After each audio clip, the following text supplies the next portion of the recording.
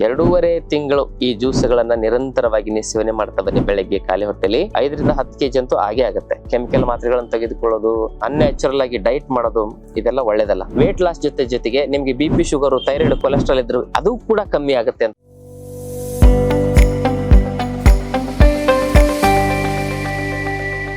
ಶ್ರೀ ಗುರು ಬಸವಲಿಂಗಾಯ ನಮಃ. ಓಂ ನಮಃ ಶಿವಾಯ. ಸರ್ವರಿಗೂ ಭಕ್ತಿಯ ಶರಣು ಶರಣಾರ್ಥಿ. ನಾನು ನಿಮ್ಮ ಯೋಗ ಗುರು ವೈದ್ಯ ಶ್ರೀ ಚನ್ನಬಸವಣ್ಣ, ಶ್ರೀಗಂಗಾ ಯೋಗ ನಿಸರ್ಗ ಚಿಕಿತ್ಸಾ ಹಾಗೂ ಆಯುರ್ವೇದ ಸಂಶೋಧನಾ ಕೇಂದ್ರ, ಆರೋಗ್ಯ ಮಹಾಮನೆ, ಬೆಂಗಳೂರು, ಹುಬ್ಬಳ್ಳಿ, ಧಾರವಾಡ ಹತ್ತಿರ, ಮುರುಕಟ್ಟಿ. ತಮ್ಮೆಲ್ಲರಿಗೂ ನಮ್ಮ ಯೂಟ್ಯೂಬ್ ಚಾನಲ್ಗೆ ಭಕ್ತಿಯ ಸ್ವಾಗತ. ಆದ್ಮೇಲೆ ಇವತ್ತಿನ ದಿನ 5 ಪ್ರಮುಖವಾಗಿರ್ತಕ್ಕಂಥ ಜ್ಯೂಸ್ಗಳು ನಮ್ಮ ಫ್ಯಾಟ್ ಮೆಟಾಬಲಿಸಮ್ ಅನ್ನ ಇನ್ಕ್ರೀಸ್ ಮಾಡಿ ಹಾಗೂ ನಮ್ಮ ಶರೀರದೊಳಗಿರ್ತಕ್ಕಂಥ ಲಿವರ್ ಮತ್ತು ಜೀರ್ಣಾಂಗ ವ್ಯವಸ್ಥೆ ಆಗಿರ್ತಕ್ಕಂಥ ದೊಡ್ಡ ಕರಳು, ಸಣ್ಣ ಕರಳಿನ ಎಲ್ಲಾ ಸಮಸ್ಯೆಗಳಿಗೂ ಕೂಡ ಒಂದು ಪೂರಕವಾಗಿ ಪರಿಹಾರವನ್ನ ನೀಡುವ ಅದ್ಭುತವಾಗಿರ್ತಕ್ಕಂಥ 5 ಜ್ಯೂಸ್ಗಳು ವೇಟ್ ಲಾಸ್ ಮಾಡ್ಲಿಕ್ಕೆ ಯಾವುದು ಅನ್ನೋ ವಿಚಾರಗಳನ್ನ ತಿಳಿಸ್ಕೊಡ್ತಾ ಇದ್ದೇನೆ. ಹಾಗಿದ್ರೆ ಮೊದಲನೇ ಜ್ಯೂಸ್ ಯಾವುದು ಅಂದ್ರೆ ಬೆಟ್ಟದ ನೆಲ್ಲಿಕಾಯಿ ಜ್ಯೂಸು. ಒಂದು 15 ದಿನ ನಿರಂತರವಾಗಿ ಬೆಟ್ಟದ ನೆಲ್ಲಿಕಾಯಿ ಜ್ಯೂಸ್ ಅನ್ನ ಕುಡಿಬೇಕು. 2ನೇ ಜ್ಯೂಸ್ ಯಾವುದು ಅಂತ ಹೇಳಿದ್ರೆ ಸೋರೆಕಾಯಿ ಜ್ಯೂಸು. 3ನೇದ್ದು ಬೂದುಕುಂಬಳಕಾಯಿ, 4ನೇದ್ದು ಗರಿಕೆ, 5ನೇದ್ದು ಬಿಲ್ಪತ್ರೆ. ಇದನ್ನ ಹೇಗ್ ಮಾಡೋದು? ಜ್ಯೂಸ್ಗೆ ಐಸ್ ಹಾಕಬಾರ್ದು, ಸಕ್ಕರೆ ಹಾಕಬಾರ್ದು. ಸ್ವಲ್ಪ ಬೇಕಂದ್ರೆ ಸೈಂಧವ ಲವಣ, ಕಾಳಮೆಣಸಿನ ಪುಡಿಯನ್ನ ಹಾಕಬಹುದು. ಯಾರಿಗೆ ಜ್ಯೂಸ್ ಕುಡಿದ್ರೆ ಕೆಲವರಿಗೆ ಕೋಲ್ಡ್ ಅಲರ್ಜಿ ಆಗ್ತಾ ಇರ್ತಲ್ಲ ಅಂತವ್ರು. ಹಾಗೆ ಜ್ಯೂಸ್ ಮಾಡೋದು ಹೇಗೆ? ಈ ಬೆಟ್ಟದ ನೆಲ್ಲಿಕಾಯಿ ಸಣ್ಣವಿದ್ರೆ ಒಂದು 4 ರಿಂದ 5, ದೊಡ್ಡವಿದ್ರೆ ಒಂದು 3 ರಿಂದ 4 ಬೆಟ್ಟದ ನೆಲ್ಲಿಕಾಯಿ ತೆಗೆದುಕೊಳ್ಳಿ.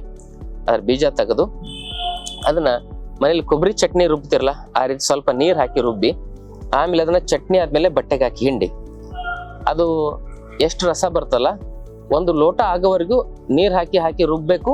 ರಸ ಹಿಂಡ್ಕೊಳ್ತಾ ಇರಬೇಕು. ಸ್ವಲ್ಪ ನೀರ್ ಹಾಕಿ ಅದನ್ನ ರುಬ್ಬೋದು, ರಸ ಹಿಂಡೋದು. ಹಿಂಡಿದ ಮೇಲೆ ಅದು ಒಣ ಒಂದು ಪೇಸ್ಟ್ ತರ ಬರ್ತದಲ್ಲ, ಅದಕ್ಕೆ ನೀರ್ ಹಾಕೋದು, ರುಬ್ಬೋದು, ಹಿಂಡೋದು. ಹಿಂಗೆ ಒಂದು 3-4 ಬಾರಿ ಮಾಡಿದಾಗ ಏನಾಗುತ್ತೆ, ಸಂಪೂರ್ಣವಾಗಿ ಅದರೊಳಗಿರ್ತಕ್ಕಂಥ ಸ್ವರಸ ಎಲ್ಲ ಬರ್ತದೆ. 1 ಲೋಟ ಜ್ಯೂಸ್ ಅನ್ನ ಬೆಳಿಗ್ಗೆ ಖಾಲಿ ಹೊಟ್ಟೆಯಲ್ಲಿ 6 ಗಂಟೆ ಕುಡೀರಿ. 2ನೇದ್ದು ಒಂದು 150 ರಿಂದ 200 ಗ್ರಾಮ್ನಷ್ಟು ಈ ಸೋರೆಕಾಯನ್ನ ಸ್ವಲ್ಪನೇ ನೀರ್ ಹಾಕಿ ಅದನ್ನು ಚಟ್ನಿ ಅದಕ್ಕೆ ಚೆನ್ನಾಗಿ ರುಬ್ಕೊಳ್ಳಿ.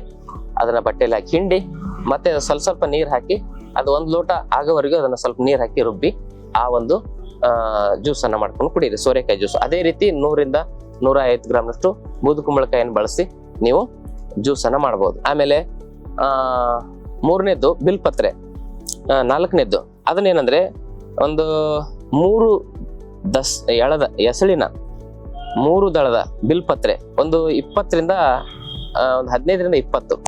ಅದೇನ್ ಮಾಡ್ಬೇಕಂದ್ರೆ ಚೆನ್ನಾಗಿ ಒಂದ್ ಸ್ವಲ್ಪ ನೀರ್ ಹಾಕಿ ರುಬ್ಬಬೇಕು. ರುಬ್ಬಿ ಇದೇ ರೀತಿ ಅದರ ಒಂದು ಜ್ಯೂಸ್ ಅನ್ನು ತೆಗಿಬೇಕು. ಇದನ್ನು ಕೂಡ ಒಂದು ಅರ್ಧ ಗ್ಲಾಸ್ನಷ್ಟು, ಮ್ಯಾಕ್ಸಿಮಮ್ 1 ಗ್ಲಾಸ್ನಷ್ಟು ಮಾಡ್ಕೊಂಡು ಕುಡೀರಿ. ಇದಾದ್ಮೇಲೆ 5ನೇದು ಏನಂದ್ರೆ ಗರಿಕೆ. 1 ಮುಷ್ಟಿ ಗರಿಕೆಯನ್ನ ಅದನ್ನು ಕೂಡ ಚೆನ್ನಾಗಿ ಪೇಸ್ಟಿನ ಹದಕ್ಕೆ ಚೆನ್ನಾಗಿ ರುಬ್ಬಿ ಅದನ್ನ ರಸ ತೆಗಿತಾ 1 ಲೋಟ ಆಗೋವರೆಗೆ ನೀರ್ ಹಾಕಿ ರುಬ್ಬಿ ಅದನ್ನ ಒಂದು ರಸವನ್ನ ತೆಗಿಬೇಕು.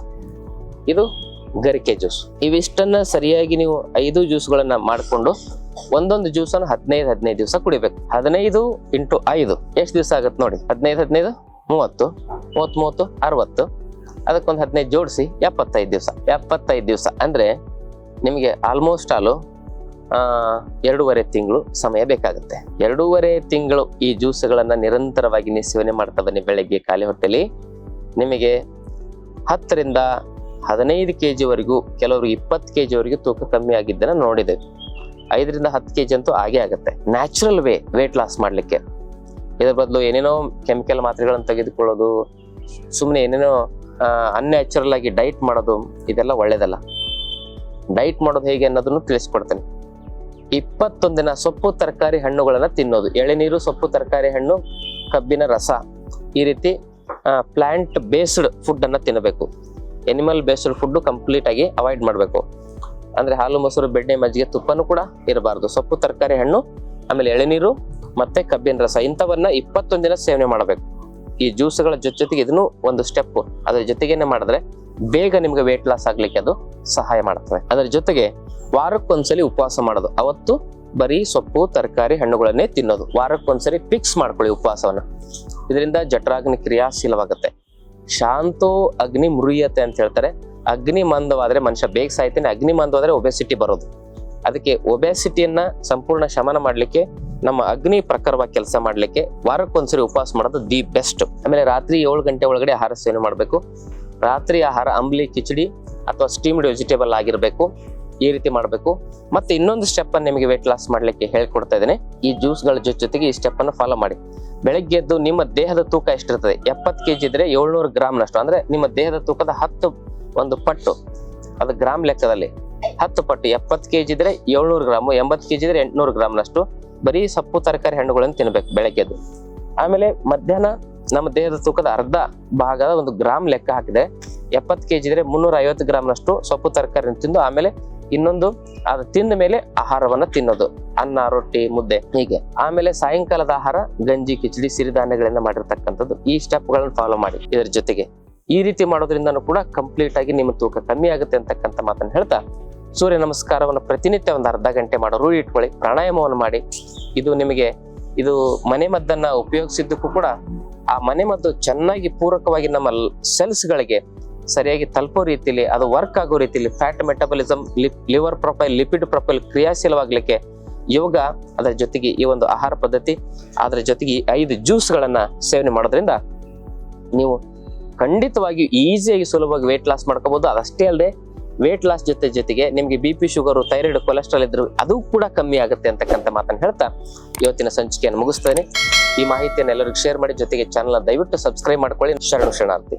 ಲೇಟೆಸ್ಟ್ ಹಾಗೂ ಇಂಟ್ರೆಸ್ಟಿಂಗ್ ಸುದ್ದಿಗಳಿಗಾಗಿ ಬಾಸ್ ಟಿವಿ ಕನ್ನಡ ಚಾನೆಲ್ನ ಸಬ್ಸ್ಕ್ರೈಬ್ ಮಾಡಿ. ಹಾಗೆಯೇ ಬೆಲ್ ಐಕಾನ್ ಪ್ರೆಸ್ ಮಾಡಿ. ಇದರ ಜೊತೆಗೆ ಫೇಸ್ಬುಕ್, ಇನ್ಸ್ಟಾಗ್ರಾಮ್, ಎಕ್ಸ್ ನಲ್ಲೂ ಮಿಸ್ ಮಾಡದೆ ಫಾಲೋ ಮಾಡಿ.